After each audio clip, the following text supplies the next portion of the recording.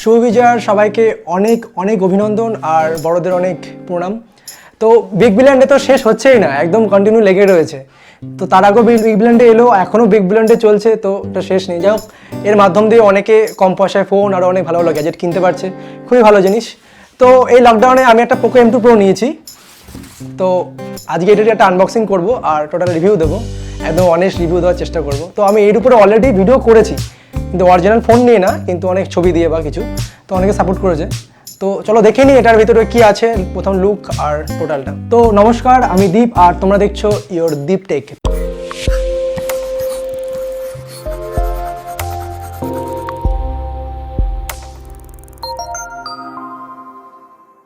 তো ভিডিওটি শুরু করার আগে ভিডিওটিতে প্লিজ একটা লাইক করে দিও, আর চ্যানেল নতুন সাথে থাকলে প্লিজ সাবস্ক্রাইব করে বেল আইকনটি অল করে দিও, যাতে এই ধরনের সমস্ত ভিডিও সবার আগে পৌঁছে যায় তোমাদের কাছে। তো চলো দেখে নেওয়া যাক।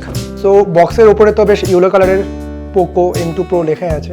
তো পিছনে রয়েছে Qualcomm Snapdragon 720G processor use করা হয়েছে ফোনটাতে, আর 33 ওয়াট ফাস্ট চার্জার, আর এখানে হলো 6.67 ইঞ্চি ফুল HD প্লাস ডিসপ্লে, তার সাথে কর্নিং গোরিলা গ্লাস 5-এর প্রোটেকশন আছে বোথ, মানে দু সাইডে আর কি।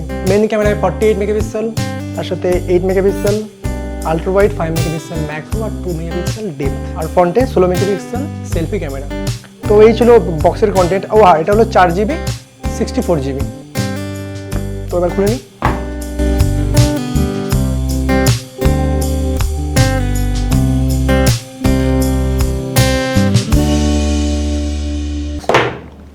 খোলা আছে।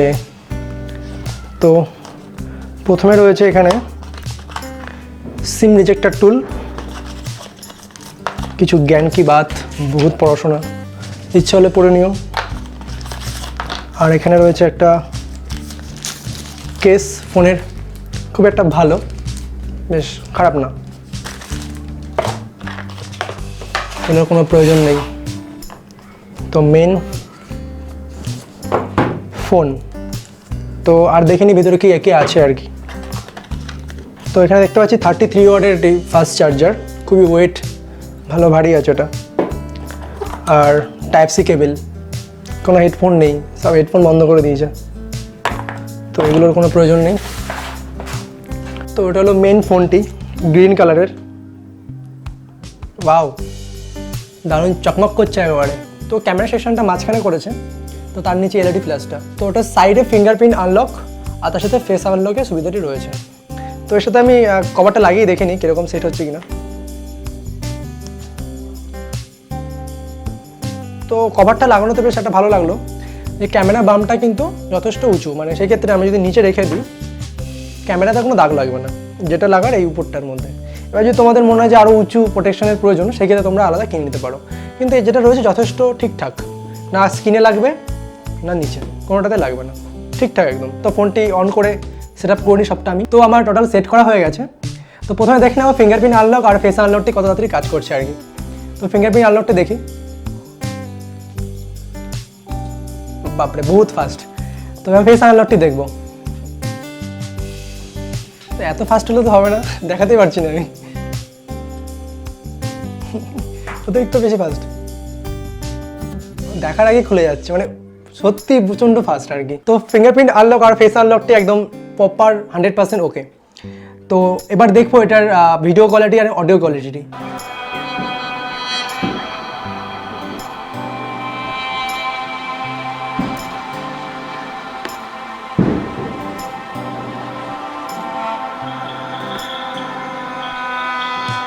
তো ভিডিও কোয়ালিটি দেখতে পারলে যে যথেষ্ট ভালো, একদম সিনেমা ভিউ টাইপের আছে, পিকচার কোয়ালিটি যথেষ্ট ভালো, খুব ভালো একদম পিকচার কোয়ালিটি। তো এবার অডিওটা চেক করে নিই কীরকম অডিওটা বাজছে এটার। তো ভলিউমটা আমি আস্তে আস্তে বাড়াবো, তো বুঝতে হবে তোমাদের কতটা লাউড আওয়াজটা আর কি। তো মাইকটা আমি সামনে নিয়ে দেখবো।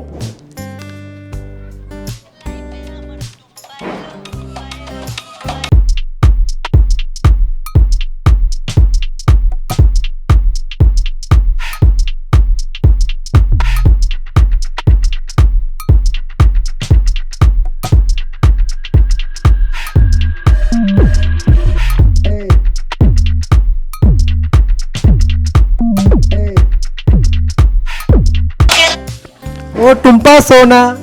তো অডিও কোয়ালিটি ঠিকঠাক, বলবো না যে খুব জোরে, আবার কমও না, মানে ঠিকঠাক একদম স্মার্ট অডিও, খুব লাউড না, একদম মনে হলো আমার ঠিকঠাক অডিও, খুব জোরেও না খুব আস্তেও না। তো এবার দেখিনি ক্যামেরা সেকশনটা। তো প্রথমে অন করলেই 1x জুমে ক্যামেরাটা অন হচ্ছে। তো এদিকে আছে কি আল্ট্রা ওয়াইড, তো দেখছো কতটা ওয়াইড, মানে সাবজেক্টটা কতটা দূরে চলে গেছে এটা। অ্যান্ড দেন 1x একটু জুম অ্যান্ড 2x। তো তিনটে ভালো ভালো অপশান দিয়েছে এখানে।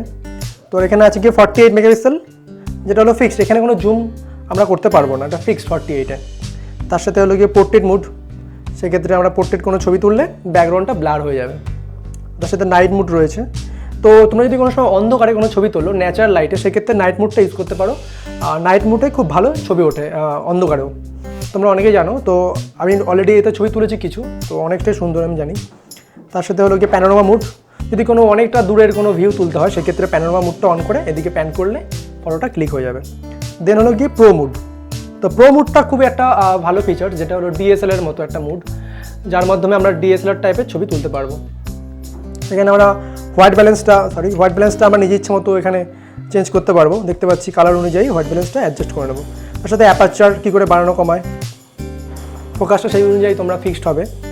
আর এখানে হলো গিয়ে শাটার স্পিড, এটা শাটার স্পিড বাড়ানো কমানো করে তোমরা লো লাইট ফটোগ্রাফি এবং স্টার ফটোগ্রাফি পর্যন্ত করতে পারবে। আর এখানে আইএসও, তো এটা পুরো ম্যানুয়াল সিস্টেম।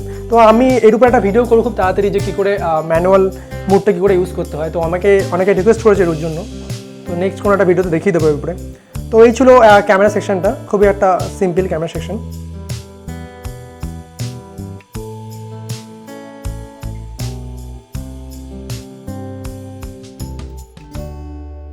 তো এবার দেবো ফ্রন্ট ক্যামেরাটি। তো দেখতে পাচ্ছ ফ্রন্টে অ্যাকচুয়ালি লাইটটা ঢুকছে এরকমভাবে দেখা যাচ্ছে না। তো ফ্রন্ট ক্যামেরা আমি কিছু স্যাম্পেল দেখাবো, যথেষ্ট ভালো, ঠিকঠাক একটা ছবি ওঠে। তো এই ছিল সিম্পল ক্যামেরা সেকশনটা, খুবই ভালো। আর এই বাজেটে একটা ভালো ক্যামেরা সেট আপ অ্যাকচুয়ালি। দেখতে পারলে ফোনটি একটা সিম্পল লুক। তো এরপরে অনেক ভিডিও অনেকে করেছে অলরেডি, আমি অনেক দেরিতে এরপর ভিডিও নিয়ে আসলাম। তো আসলো যখন, তাই আনবক্সিংটা করেই ফেললাম। তো ফোনটিতে ব্যাটারি ইউজ করা হচ্ছে 5000 mAh ব্যাটারি আর 33 ওয়াট ফাস্ট চার্জার। তো এইটা ব্যাটারি সেকশনও খুব ভালো। আর ব্যাকটা তো দুটোই কর্নিং গোরিলা গ্লাস 5-এর প্রোটেকশন আছে। তো ওভারঅল ফোনটি একটা বেশ ভালো প্রাইম, কিন্তু একটা জিনিস, ফোনটা খুব ভারী, এক হাতে ইউজ করাটা খুবই হ্যান্ডি না। প্রথমত এই যে ঠেকছে না ঠিক মতো। আর তো রাতের বেলা ঘুমোতে ঘুমোতে যদি ফোন ইউজ করা হয়, যদি নাকের মধ্যে পড়ে তো যথেষ্ট ব্যথা পাবে, এটুকুনি ড্যাম শিওর। তো সেই হিসাবে ফোনটি খুবই ভারী।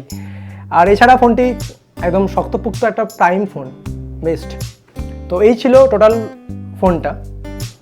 তো ভিডিওটি কীরকম লাগলো অবশ্যই কমেন্টে জানিও। আর প্লিজ ভিডিওটি লাইক করো ভালো লাগলে।